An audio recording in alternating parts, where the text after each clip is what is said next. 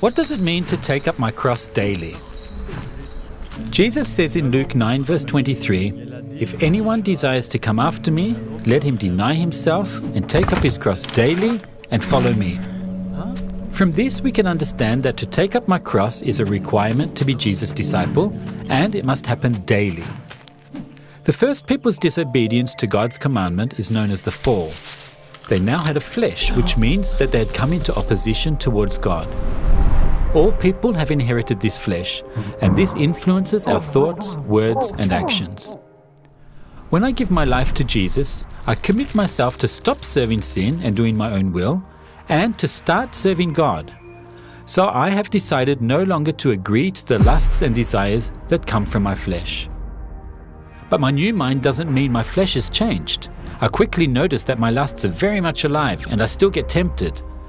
This is why I need to take up my cross daily. We'll get back to that later. The cross was a common method of punishment by the Romans who ruled during Jesus' time. No one could hang on a cross and live.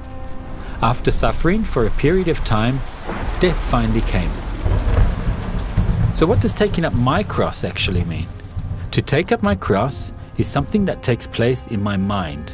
When thoughts that aren't pleasing to God come to my mind during the day, I deny them and put them to death on an inner cross.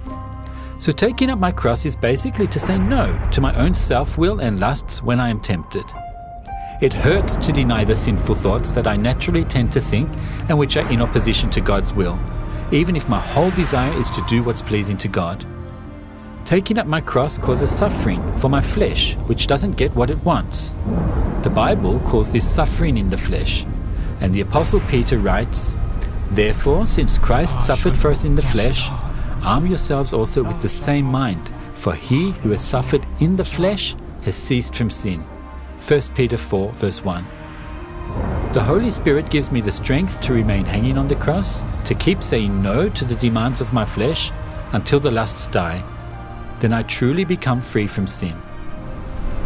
As a human being, my flesh is full of selfishness. That is why Jesus says that I have to deny myself and take up my cross every day, all my life. As I use this cross day by day, bit by bit I'm overcoming sin and becoming more like Jesus. Life gets better and better when I'm no longer bound to reacting the way I used to, and it also gets better for others to be around me.